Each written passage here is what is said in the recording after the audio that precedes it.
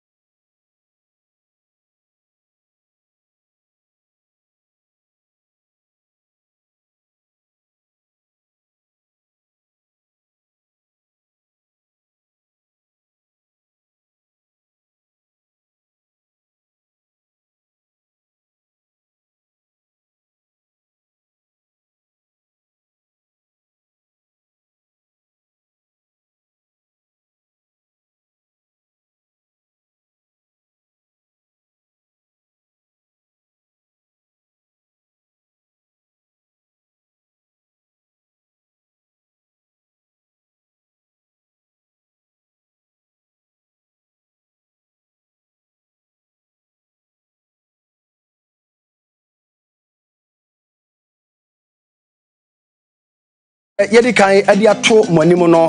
waye dwumadie soronko bi ya obisa se ade nti na bi man wo bre so ampanifo no na opese obu ebre ne so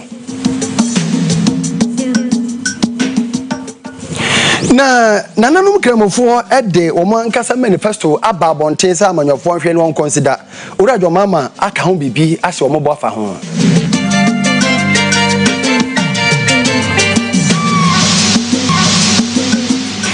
Yababra so atwa so na yakọ amahudo so ensemu Iran mano to aba na basabasa pi na abamu a yede mu kiremu so eba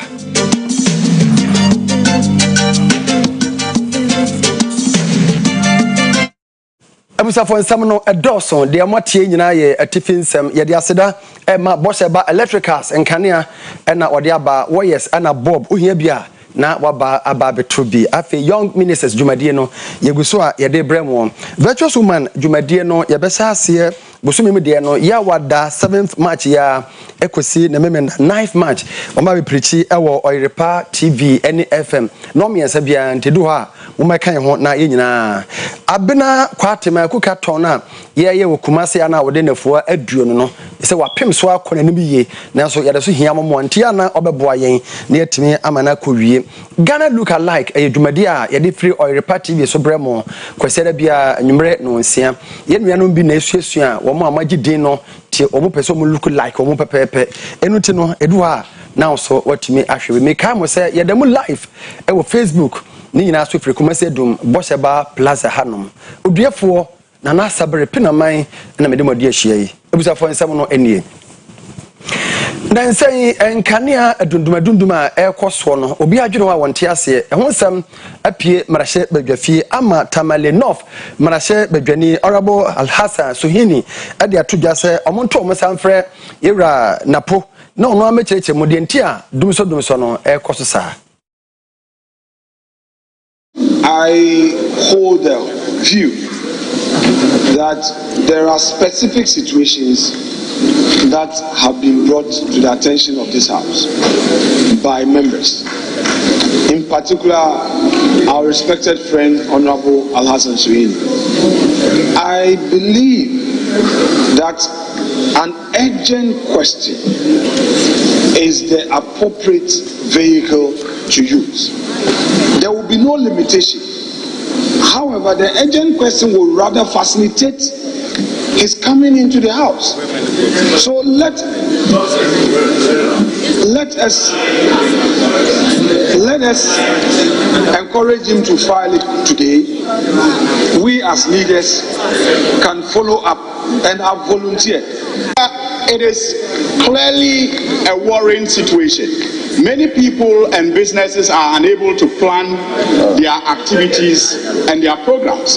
and they are having to sometimes also find extra money to power their generators for their businesses. Many people do not know what is happening. We are told there are planned and unplanned maintenance programs, yet, like I said, there's also the conversation about load that is shared, sometimes between 300 megawatts and all. Mr. Speaker, it is important that the leadership of the House, especially the majority leader, makes it possible for the energy minister to brief the House next week on the power situation and why countrymen and women have had to deal with the power fluctuations. This morning, when I was walking on one of the corridors, I even heard some of the parliamentary staff saying, we will never take the lifts again. Mr. Speaker, I'm telling you, I mean, if you are on the 12th floor, in the 9th floor, people, when even they are in the room and you tell them the door is locked, it can create a psychological problem. So, and Mr. Speaker, for me to tell you that the ECG boss was on TV yesterday boasting that what was Parliament doing? Parliament was doing their job. They were also there doing their job, putting off people's lives. And Mr. Speaker, I don't think that is right. Parliament does not generate IGF. Mr. Speaker, Parliament does not generate IGF. We don't have any extra money to pay ECG. If Parliament is unable to pay our electricity bill, it's simply because government haven't released money to Parliament. Yeda so won kran na waye bedwom kasachira friends forum a eye Kofi Annan Peace and Security Forum na emu en oman so afo ahwe bambo nsem so defense minister Yera Dominic Nitiwol ade akoto dwase ebi koso ewa bibrim ha odwene ho wonte ase sanse obi a be yo mampani a ye wo bre ya edawo so eso ana so na so bebre time no so a na mo fa kuntuna se kwa so pese ebre no wo mo sesa no minister and every head of government to ensure the survival of democracy. We cannot and should never encourage the emerging trend where leaders extend or try to extend their term limits that do not conform to the constitution of their various countries. That we should not agree, that we should stand against, and that we should fight for. Good governance across Africa would ensure rapid development, which ultimately will lead to increased development and jobs for the youth, thereby reducing migration. Africa has everything. From its people, warm people, useful generation. The land, very fertile land, all you need is to pluck off a tree or pluck off a grass and plant a fruit or plant cassava or plant yam. Very fertile land. The example of Congo is sickening. The example of DR Congo is sickening. Central Republic is sickening. We have land, we have the people, we have the weather, we have rivers, we have everything God has given us to make and transform our countries into a place where our youth, our mothers, our sisters will stay, where we can be proud as people. But what do we see? Lack of good governance is causing our young people to migrate, to become slaves, and to be treated as second citizens in many, many countries. You just need to see what is happening to some of the young girls who are serving as sex slaves, who are serving as domestic workers. The harrowing stories they tell and the way they are treated will tell us that it is time for Africans to wake up and give governance, good governance, nothing more, nothing less. That we should demand. Your Excellencies. Ebusafo mbeka ya na anwada na enkramofo a ewo memu ede wo mankasa susuye ene wo mande swadi hu na friends manifesto a amanyofo ede ba wo monkrata ma ebeboa wo mo ebetudwa na ewo mu apoapodu 14 points na omampani dada John Dramani Mahama wo se 2 franka de ama ndc amanyoko no akwakohia enkramofo mpanimfo a National Chief Imam Sheikh Dr. Nuhu Charabotu eda no ama ono madi ho nkomo my office and to thank you for this proactive action you've taken in coming to us with what are a summary of the key points that the Muslim communities would want to see political parties move on in the event that they are given the political authority to govern this country. In the past, manifestos were written by a small group of experts who sat in a room and tried to second guess what the felt needs of the people are. And after they had done that, they will submit it to a manifesto committee that will enact the manifesto and say this is the party's manifesto, and if we are given power, this is what we are coming to do. From 2020, we changed that mode. And we decided that we would rather go around and listen to the people, synthesize what the challenges and issues that they consider important are, and we'll use that as feed material for our manifesto. And so we came out with the People's Manifesto, and it reflected the will of the people of Ghana because we had consulted them. Unfortunately, we didn't win political power. And so another election is before us, 2024. I believe that the 2020 manifesto was a good one, but we need to validate it and update it. And so we've been doing the Building Ghana tour. We've recorded everything that people have said. Amongst the groups that we have met include Muslim groups that have raised some of the same points that you have included in this manifesto. There are other things too that have not yet been captured in our tour, but that you have raised in this manifesto, and so I think that I couldn't have been more timely. Afibia Ghana International Trade Fair ya oyeno ewo nkran de etoso aduonu enwotwe ena ne bre adruso no na oyesi ho se bosumida edikan ne ekosida etoso enson na sa dwumadie yi Ghana Trade Fair Company ena Ministry of Trade and Industry ena omukaboma omoye yenua Bernard Kedazi ena wonkran a oto ye honkra Ghana Mant nti be bia West Hill Mall ewo kaswa na yede tu esi wo se e bo Ghana nyoma ayeye no Ghana ni na ehudu ma manfo ehu ni Ghana for so jetumi ye na bebre na e call se aban ntumi mu omo na made in Ghana no ntumi on promote na enkosoro bebre na so na esusu se first na nka edu Wednesday Friday a ye she Ghana for nyoma eboa many member who bebre na to talk Ghana for nyoma sadia no so ene abafum mususu se aban ntumi nhye kana ba sadia no enko nanim se na be ya business be ko mimpo de senia yeyi match esi ho se Ghana month minyanka na nka etiamu throughout the year and then forever enye se ye no first to ending of the month na ye wi enti se ema bebre nya ya nanka African Prince Friday na sa back mpo a nobody can a beautiful thing and me support it Osha me an African Prince person but the challenge here nebo print nebo it me discourage nkofo bebre because auto print no nye ne tonko a okopam so no so ye sikasem fofo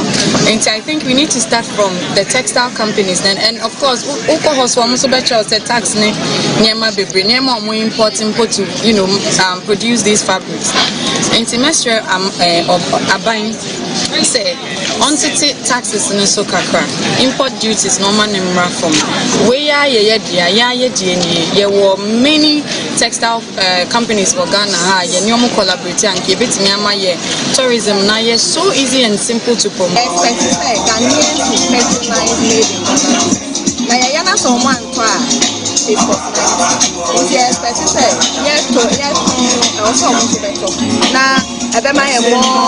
encouragement say be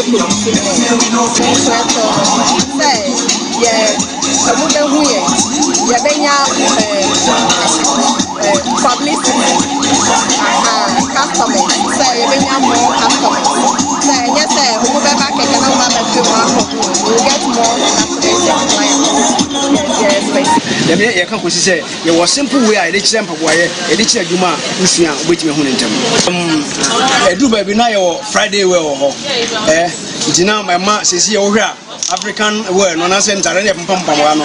busu paa nti aban ɛnsan ɛmfa saa de na yɛde ɛmmra bio na wɔnto mu nkyene na ɛnyɛ Friday wear mu ebi a ɛbɛyɛ Wednesday nkyɛ sɛ more days no yɛbɛtumi ahyɛ nneɛma yɛayɛ ɔman wei mu na ɛba no saa nkurɔfoɔ bɛba bɛbɛtɔ nneɛma wɔ yɛn a yɛyɛ nsɛnadwuma hɔ no na ɛtumi yɛde aboa yɛbɛfiri hɔ na afei yɛakɔ ɛyɛ Kasoa Ralan Kodwo Kyeramaten Movement for Change na ɔdaa no ɔde ha se a ɔkɔ apro ɛwɔ dwa ahodoɔ mu nti wato ne din market tour wɔde akɔ pie mu ɛwɔ Kasoa dwa mu fifi mante mu ɛhɔ na wɔde ato dwa sɛ wɔde dwumadie sonko bi bɛba wɔn ma wɔtɔtɔn yɛfrɛ sɛ retailing no ɛbɛtumi aboɔ mu ɔkɔ ahodoɔ nyinaa so na aboɔ mu adwadie nso so sɛ mo nyame ya madom na baabi a mekɔmigu a market here I have them any the market in I see a modern developing modern market infrastructure now. But yeah, now I don't want more plan. I should always see to what plan. If you are going to say you then share that see as a proper market. Then I be editor. I see a young division could be a Dema Central Region Social Media. I know the International Financial Services Center. Ralan Kodwo Kyeramaten sa ato aso biem sɛ ohɛ MPP ɛne NDC a ɔma so ɔman mu mfinhyia aduasa mienu nie nanso ne nyina mu no ɛka ɛna ɔma soso a ɛde kyerɛ ɔman yi nyame nko na meka wa hwɛ wasekyerɛ ma wotumi sɛ ahokyerɛ ɛno nti onyame na ɛdie kwan sɛ saa ekuo akɛseɛ mienu ɔma bɛyɛ bi da ɔmo gyina ɔmo efie nsia ɔmo bia ne ayɛ sɛ yɛde akɔpem IMF bɛnu na efie nsia ne na ɔmo bɛtena akonnwa so a yɛbɛwie deɛ ɔmo ani ana asan akɔ sɛ yɛde ɛkɔ IMF yɛde akɔhyɛ kɛmkɛm sɛ deɛ onyame adaroma sɛ deɛ dodoɔ no aka ne sɛ ane saa deɛ a ɛkɔmienu no mɔtrankyɛ na alankyɛmate ne afafatɔfoɔ yɛbɛfiri hɔ na afei yɛba Kumase Asokwa Court na mobɛka a NJP ɛna yɛde to manim sɛ maame a wɔnyɛ mfinhyia aduɔtwe mmiɛnsa Margaret Opon ɔno ankasa ne house help akuno ama ansam na kopie court ene court tena ase no asem no asa de se bosu mu da to so edunum oyekwoba na na akua friye ekokoto omo e de akoma abara ya fo mpanifo ai do ma doni general na ye twen wo mo enhyehyɛ ya wo mo so de beba nti ene ye ba ye ne mai nti no judge ne kyerɛ sɛ apolisifoɔ na ɔmo wase ɔmo yi akyi nkɔhwɛ sɛ ɛyɛ bɛba nti etu ahyɛ 15th March sɛ na ɔtwe na ofa court proceedings na kusiafo ɛkɔba asɛ every 2 weeks ya mo ba court no affect mo well ɛne wobɛka sɛ affect but wo na asɛm ato nti no ɛwɔ sɛ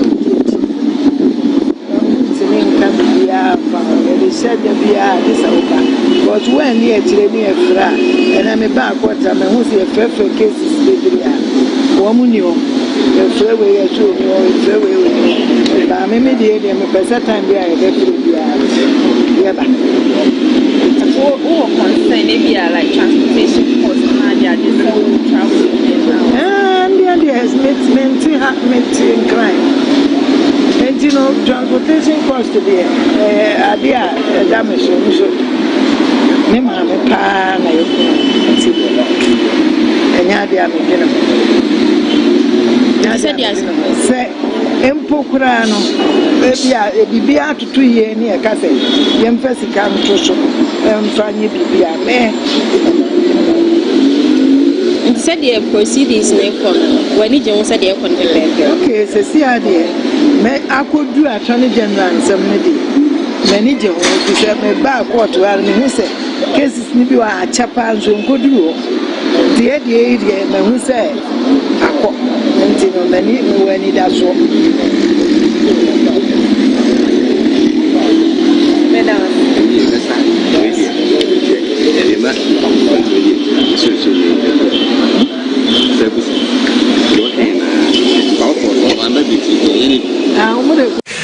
Ebusafo yen kai mo ya na owura kwabana ben ene ne ye chairman ema kejetia traders union a no asaye board member ema kejetia ye edwemni nyina na nansen ene wato na nanom ewanse do na so mpani se adre ebu a ye bofoforo epomam enti owura Johnson Ankra ene se obaye chairman foforo e kejetia traders union no mu wasa be member e board no mu no de ni se ade so no wo de atodwa se enkabo mu ba ebebo mu nyina ye chairman na udi edwai so nyame to ne nsafre no na okoye emse be ekobe 1 year ni na itwase yenya obi a obesi na namu sanse mpedimfo bu bi se ejabiwu a ejabitiase eno enekoba ise ahima na ahima no mu di dwai so enyina ko benkrum bidemo ne yetu nsafre ni se me eni obi a ehwe dwai mu metimi aboa medwai etumpon ama na asante hima so da obetimi ada nto mu yime edimi ko keyemi ndu ko keyemi so meyo jimitum emum de okan ne se on de osi aban na mu enti odebeko local government enu achi na itwase ahima foi ekoyimi kire na asante hima na onso ehume so bejimi atum so onyimi ntumu ampa enra omutemi koi na asante ma so jimi tum prekope odemi etra nanim oshirame pompa ye mame ka kire mi so di dwana hyemensa minko na minko hwese dwane mu bedwo se de beya oda obetumi ada nti enna wiei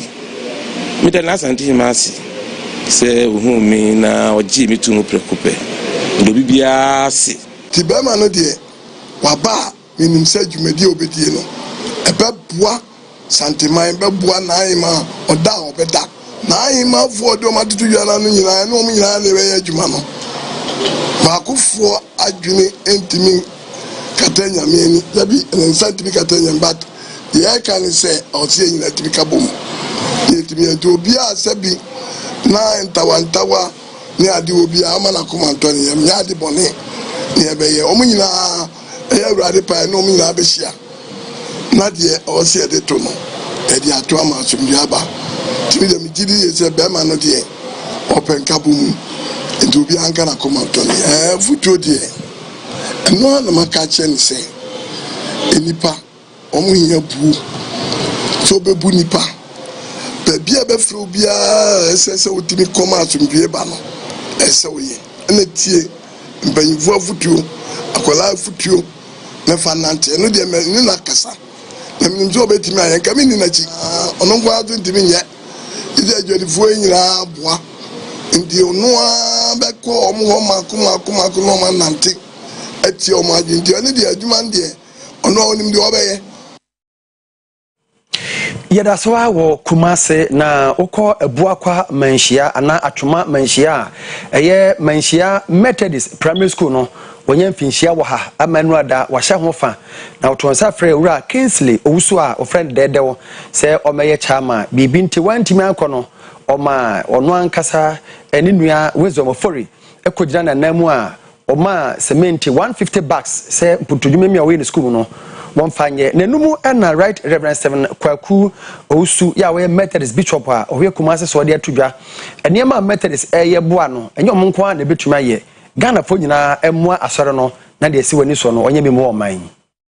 Afe apem ahankron aduonu ena 1924 ena wote manhia Methodist Primary School ya wanya mfinhia wo ha wo hye ho fam wo de asuafo dunum ena hye ase meka say school for na duro ahanson ena dunum atichafo ewo mu eye aduonu enkron a wo nyina ye ma opani John Mensa ena nam so a sukui oteye ebra wo hye fa no Methodist bishop a ohwe Kumase diocese so Right Reverend Stephen Kwakusu ekirekire mu de Methodist eye mo omaina lisanti o sere se Ghana for ebepia asore esense o niema pia obeye ede aboa at least you always do be on top of them na so si de cross bebre ti ye kan se onwo ye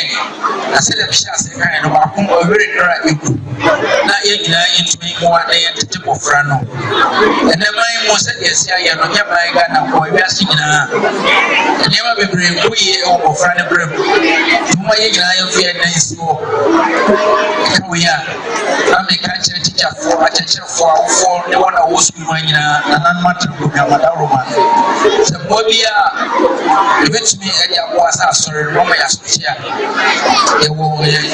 owie ye no ana headmistress ya wo sukum honom Mrs. Ajua Ewua Ofori Achampon enso be kire wo mu a afa sukuu no mu awie te se owura kwabana kese afa Professor Dr. Bo otumfo nso mankwa ahene NP na enso nyina mu no sukuu no ewo how bia ohiamoa se yebeboa wo mo yes school there at the enfie wa he so we do any school ya ho ya papa me e kunyina chicha ya shini ya dapo e do yone ebe bremes ya mai apart from no school na ye mama 750 wo ko ye P5 e ko na wo ko ye 120 in one class wo ko e P1 is AMB. They are only one class. P4 heat. And Polana would tell Mankasa. Let's hear now. And I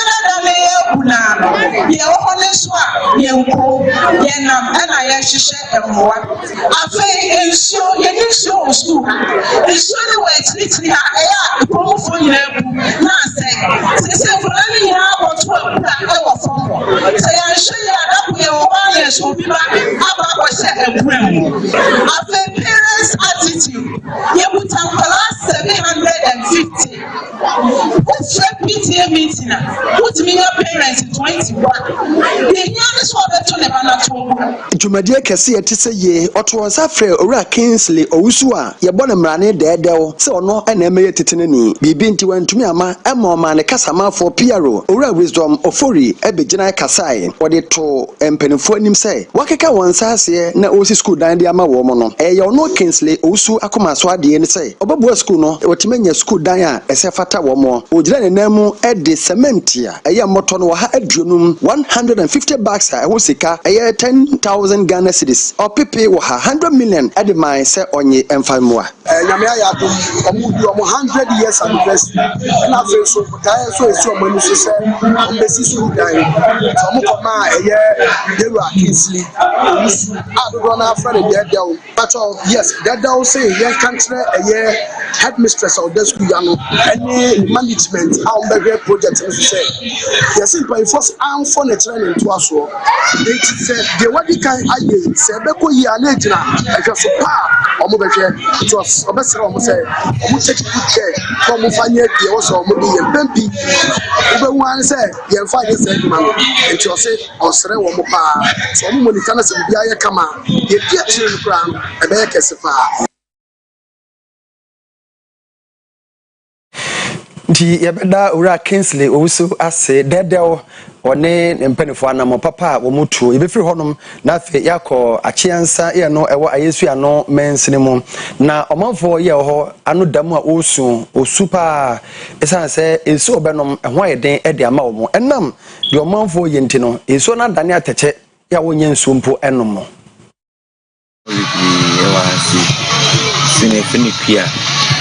yeah, the senior man, yes, sadly, no. But how I want to say, since you told that is no kunono, meaning I do bullshit. Yes, you're down. The top of Yebre, it's only the a boy and by a sabre, oh baby, that toa, it's only toa, meaning up boom. It's like your normal soa. You infection, degree, yes, Rabani say, I'm a boy. Sinele,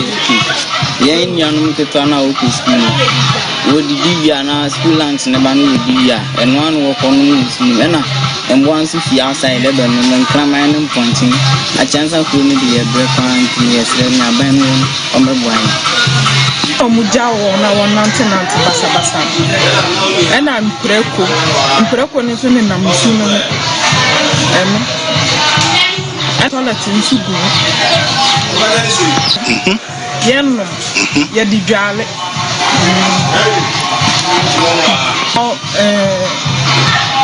ya mboa na mo say nsu mpreko ena toilet na we ko bu ho ye ko hospital omo hwe ye mojema won say ye nsu na ma ye nya ya rubebre nyama gugugu ye ho na nti ye sere mpanyinfo say omo mbehwe no mo mboa ye e wo nsu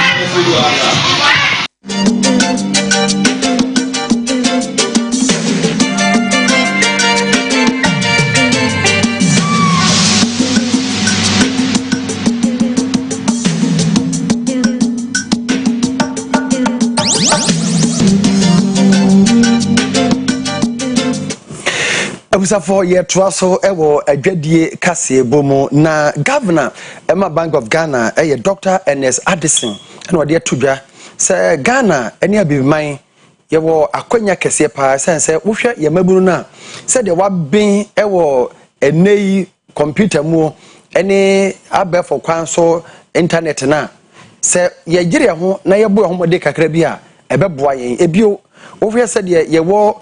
mobile phone for nomine womo a womo ma yen sa niema no networks no se da do so bebrebe ne niema hodo a epia ye mabunu kakra bi a obenya baabi aduru yenua Isaac Anna trauma ne boy so amaye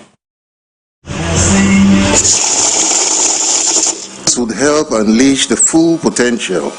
of fintech startups to contribute meaningfully to the economic development of the African continent. Eyishai Bakwa imbrembring abasikasem aswemu eyokwan ahoro yefaso de abefo edisikasem hujuma de friend financial technology wenti inyumaku ahoro na fe abank no this through any Bank of Ghana anso agya tuma yeshai ahoro wadereboa said ye beya financial technology solutions ahoro enen ewo oman Ghana mu no won so betimi agire wonan so yiye na enen aboa masikasem hujumadi wo manim no atimi akonkan eyi nam so ma opening a onen na woda Bank of Ghana ano Dr. Ernest Addison Edia to go chere Ghana enya akonya soronko pa ewo kwan a yefaso edisikasem djuma ewo abefo kwan so no ehu eninti ewo se ebo homoden ne edi ya djuma na timi ayemfaso de edi ama oman no odensam yi tu gwa bre a orekasa ewo 3i Africa Summit a ene ekoso won kran a Bank of Ghana ehyehyei na sei eno panin no chere nsemu edefai. In recent years, ladies and gentlemen, Ghana and the world has witnessed a remarkable shift with the rapid emergence and evolution of financial digitalization and transactions. The actualization of novel technologies in the payments ecosystem has revolutionized business transactions, reshaped customer behavior, and redefined the nature of commerce. Presently, we stand on the precipice of a global digital era, and it could not be more imperative than now that Africa embraces and accelerates the digitalization process in trade and finance. Efe wasan chere biosi sanji shai ahoro a enen wade aba no ebeboa won a wofa abefo kwan so edisikasem djuma no won adjuma atumi akonkan. We have an advantage in the digitization race as Africans. This is due to the bulging youthful population who are tech savvy, the high mobile phone penetration, the consistent expansion of mobile network access, and more importantly, the rising homegrown fintech solution. Without sufficient capital, brilliant ideas and prototypes of fintech startup solutions with the potential to address the diverse financial service needs have failed to progress to production.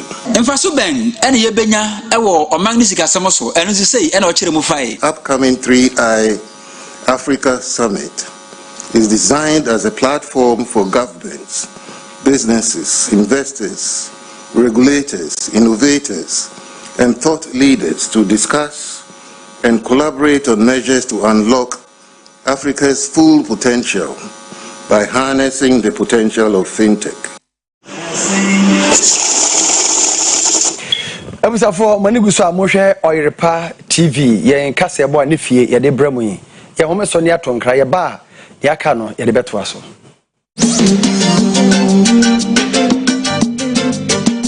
Shaba electricals ebusiafo empanyifo se de ani hu ene edi hu adanse mosomfo na nafia kobi ma mepiem wo ha e kamini senkania papa se wo honumo wow enkania papa pani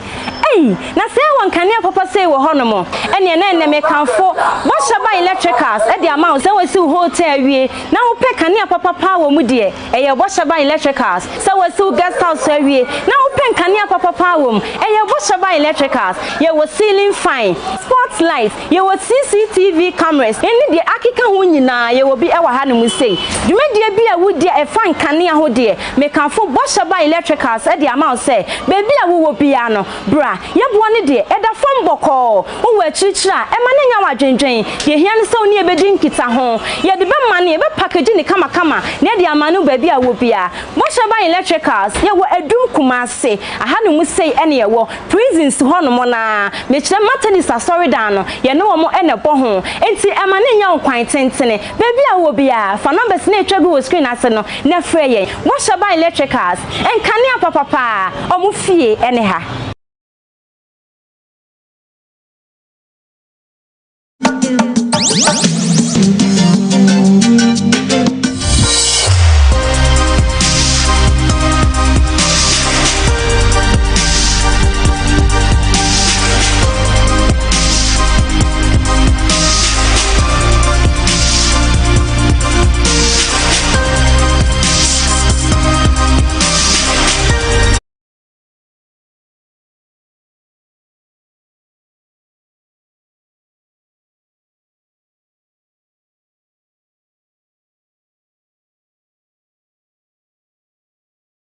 Indeed in nama intifo Bible said your train yamienim no onya hodin fofo yankopon etinim ekire yenua wo fata oyedwuma Promise Broadcasting Limited ha na wotwe mu onya hukani a okoye ne ho ade fefefe